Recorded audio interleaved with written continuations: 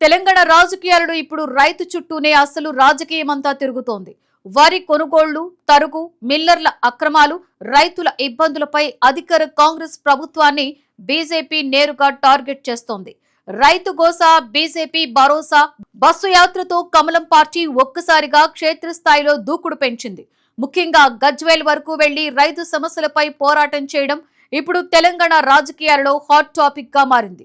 ఈ మొత్తం వ్యూహం వెనుక బీజేపీలోని ఆ కీలక నేత ఉన్నారనే చర్చ జోరుగా సాగుతోంది. గ్రూప్ రాజకీయాలతో ఇబ్బంది పడుతున్న పార్టీని మళ్లీ ప్రజా సమస్యల వైపు మళ్లించడంలో ఆయన సక్సెస్ అయ్యారా? రైతు సమస్యలతో కాంగ్రెస్ ప్రభుత్వాన్ని కార్నర్ చేసే ప్లాన్ వర్కౌట్ అవుతుందా? ఇంతకు ఎవరా నేత, ఏంటా వ్యూహం?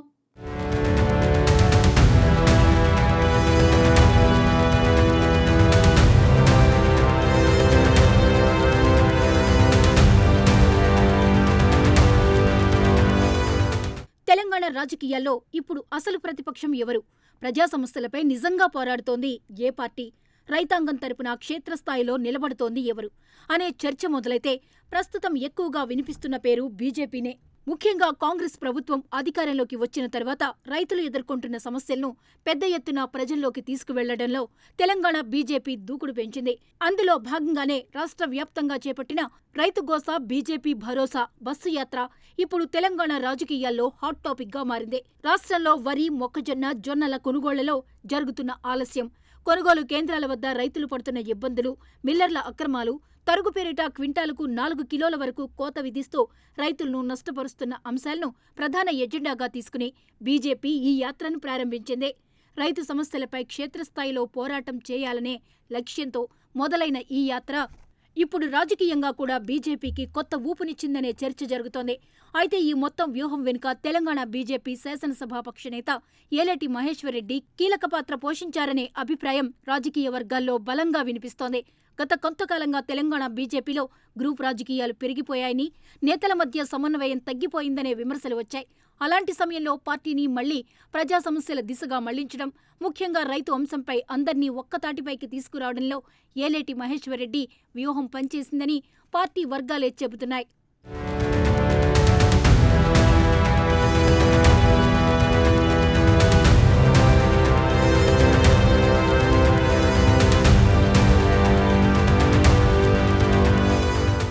రైతు గోసా, బీజేపీ భరోసా యాత్రతో బీజేపీ కేడర్లో కూడా కొత్త ఉత్సాహం కనిపిస్తోంది. చాలా రోజుల తర్వాత పార్టీ నేతలంతా ఒకే వేదికపై కనిపించడం, జిల్లా స్థాయిలో కార్యకర్తలు కూడా భారీగా పాల్గొనడం, ఈ యాత్రకు ప్రజల నుంచి స్పందన రావడం వంటి అంశాలు బీజేపీకి రాజకీయంగా మైలేజ్ ఇస్తున్నాయని విశ్లేషకులు చెబుతున్నారు. ఈ యాత్రలో గజ్వేల్ నియోజకవర్గం సందర్శన ప్రత్యేకంగా చర్చకు వచ్చింది. ఎందుకంటే అది మాజీ ముఖ్యమంత్రి కల్వకుంట్ల చంద్రశేఖరరావు సొంత నియోజకవర్గం. రైతులక్కడ తీవ్ర ఇబ్బందులు పడుతున్నారని ఆరోపిస్తూ బీజేపీ బృందం గజ్వేల్కు వెళ్లింది. రైతులు ధాన్యం కొనుగోళ్ల కోసం రోజుల తరబడి ఎదురు చూస్తున్నారని, సరైన రవాణా సౌకర్యాలు లేక ఇబ్బందులు పడుతున్నారని బీజేపీ నేతలు ఆరోపించారు. అక్కడ బీజేపీ నేతలు పర్యటించిన తర్వాతే జిల్లా యంత్రాంగం కదిలిందని పార్టీ నేతలు చెబుతున్నారు. కలెక్టర్ ఒకే రోజు 30 లారీలను ఏర్పాటు చేసి ధాన్యం తరలింపునకు చర్యలు తీసుకోవడం ఇప్పుడు బీజేపీ తమ విజయంగా ప్రచారం చేస్తోంది. తన సొంత నియోజకవర్గంలో రైతులు ఇబ్బంది పడుతున్నా కేసీఆర్ కనిపించలేదు, కానీ బీజేపీ వెళ్లగానే ప్రభుత్వం స్పందించింది అంటూ బీజేపీ నేతలు విమర్శలు గుప్పిస్తున్నారు.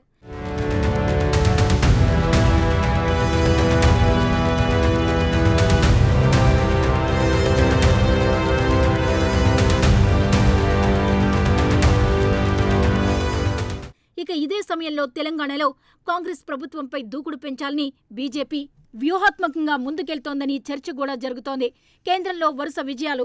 ఇక ఇదే సమయంలో తెలంగాణలో కాంగ్రెస్ ప్రభుత్వంపై దూకుడు పెంచాలని బీజేపీ వ్యూహాత్మకంగా ముందుకెళ్తోందనే చర్చ కూడా జరుగుతోంది. కేంద్రంలో వరుస విజయాలతో ఉత్సాహంగా ఉన్న బీజేపీ దక్షిణాదిలో మరింత బలపడాలని చూస్తోంది. ముఖ్యంగా తెలంగాణను కీలక రాష్ట్రంగా భావిస్తున్న పార్టీ కాంగ్రెస్ ప్రభుత్వాన్ని రాజకీయంగా ఇబ్బందుల్లో పెట్టగల నాయకత్వాన్ని ముందుకు తీసుకురావాలనే ప్రయత్నం చేస్తోందని రాజకీయ విశ్లేషకులు అభిప్రాయపడుతున్నారు. ఈ క్రమంలో ఏలేటి మహేశ్వరరెడ్డి పేరు మరింత ప్రాధాన్యం సంతరించుకుంటోంది. ప్రభుత్వ వైఫల్యాలను క్షేత్రస్థాయిలో ఎత్తిచూపడం, రైతు సమస్యలను నేరుగా ప్రజల్లోకి తీసుకువెళ్లడం, అధికార పార్టీపై దూకుడుగా విమర్శలు చేయడం ద్వారా ఆయన తెలంగాణ బీజేపీలో తనకంటూ ప్రత్యేక గుర్తింపు తెచ్చుకుంటున్నారని చెబుతున్నారు. యాత్రలో భాగంగా మాట్లాడిన ఏలేటి మహేశ్వరరెడ్డి ముఖ్యమంత్రి రేవంత్ రెడ్డిపై తీవ్ర ఆరోపణలు చేశారు. హైదరాబాద్లో రియల్ ఎస్టేట్ దందాలు, కమిషన్ రాజకీయాల్లో మునిగిపోయిన ప్రభుత్వం రైతులను పూర్తిగా గాలికి వదిలేసింది అని విమర్శించారు. రైతులు కొనుగోలు కేంద్రాల వద్ద రోజులు తరబడి వేచి చూస్తున్నా ప్రభుత్వం స్పందించడం లేదన్నారు. ప్రభుత్వం ప్రకటిస్తున్న లెక్కలు కేవలం కాగితాలకే పరిమితమని, కానీ పరిస్థితి పూర్తిగా భిన్నంగా ఉందని ఆయన ఆరోపించారు. రైతుల వద్ద నుంచి తరుగు పేరిట అధిక మొత్తంలో డబ్బులు వసూలు చేస్తున్నారని, ఈ మొత్తం వ్యవస్థలో అవినీతి పెరిగిపోయిందని విమర్శించారు. బీజేపీ చేస్తున్న ఒత్తిడి, క్షేత్రస్థాయి పోరాటాల కారణంగానే ప్రభుత్వం యుద్ధ ప్రాతిపదికన కొనుగోళ్లు ప్రారంభించిందని కమలం నేతలు చెబుతున్నారు.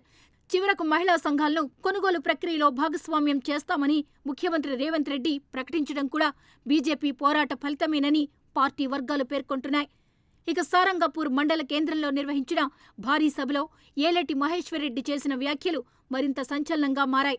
ముఖ్యమంత్రి రేవంత్ రెడ్డి రాజీనామా చేసి మళ్లీ ఎన్నికల్లో గెలిస్తే నేను జీవితాంతం రాజకీయాలు మానేస్తాను అంటూ ఆయన సవాల్ విసిరారు. ఈ వ్యాఖ్యలు తెలంగాణ రాజకీయాల్లో పెద్ద చర్చకు దారితీశాయి. ఆరుగాలం కష్టపడి పండించిన రైతులకు రామగోస పెడుతూ ఇంకా 10 ఏళ్లు ముఖ్యమంత్రిగా ఉంటావా అంటూ ఆయన ఘాటుగా విమర్శించారు. రైతులతో పాటు విద్యార్థులు, నిరుద్యోగ యువత, మహిళలకిచ్చిన హామీలను కాంగ్రెస్ ప్రభుత్వం మర్చిపోయిందని ఆరోపించారు. కొనుగోలు కేంద్రాల వద్ద రైతుల నుంచి వసూలవుతున్న అదనపు డబ్బులు ఎక్కడికి వెళ్తున్నాయి, ఎవరి జేబుల్లో పడుతున్నాయి అని ప్రశ్నిస్తూ ప్రభుత్వంపై తీవ్ర ఆరోపణలు చేశారు. ఈ వ్యాఖ్యలు ఇప్పుడు తెలంగాణ రాజకీయాల్లో పెద్ద చర్చకు కారణమయ్యాయి. కోల్కొచ్చిన తర్వాత కూడా జోగిన తర్వాత లాలరావు, ఇది ఎక్కడి కోస? ఇది రామకోస కాదా? ఇది ఎక్కడి కోస అంటున్నా? ఈ రకంగా రైతును కోసపెట్టి, రైతును బాధ పెట్టి, 6 కాలాలు కష్టపడ్డ రైతులను ఈ రకంగా బాధ పెట్టేటువంటి నువ్వు 10 ఏళ్ళు ఉంటావా? నీ అయ్యా జాగీరా, ఎక్కడికైనా ఉంటావు నువ్వు. ఒక్కసారి నేను ఈరోజు ఛాలెంజ్ చేస్తున్నా రేవంత్ రెడ్డి, నువ్వు ఒక్కసారి రాజీనామా చేసి మళ్ళా గెలిస్తే నా జీవిత కాలం నేను రాజకీయాలు మానేసుకుంటా. నీతో ఏడ చేతనైంది? 2 ఏళ్లలో ఎన్ని లక్షల కోట్లు సంపాదించాను లెక్కలేసుకున్నావు.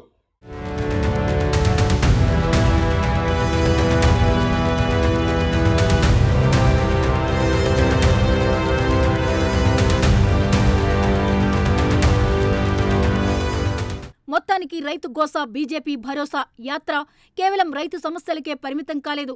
తెలంగాణలో బీజేపీ తన రాజకీయ వ్యూహాన్ని మళ్లీ ప్రజా సమస్యల దిశగా మళ్లించిందనే సంకేతాలు స్పష్టంగా కనిపిస్తున్నాయి. ముఖ్యంగా రైతాంగం, గ్రామీణ వర్గాల్లో బీజేపీ తన ప్రభావాన్ని పెంచుకునేందుకు ప్రయత్నిస్తోంది. ఇప్పుడు అసలు ప్రశ్న ఏంటంటే, ఈ యాత్ర బీజేపీకి రాజకీయంగా ఎంత మైలేజ్ తీసుకొస్తుంది? రైతు సమస్యలపై చేస్తున్న ఈ దూకుడు వచ్చే ఎన్నికల వరకు కొనసాగుతుందా? తెలంగాణ బీజేపీలో ఏలేటి మహేశ్వర్రెడ్డి మరింత కీలక నేతగా ఎదుగుతారా? కాంగ్రెస్ ప్రభుత్వంపై బీజేపీ ఒత్తిడి మరింత పెరుగుతుందా అన్న చర్చ ఇప్పుడు తెలంగాణ రాజకీయాల్లో జోరుగా సాగుతోంది.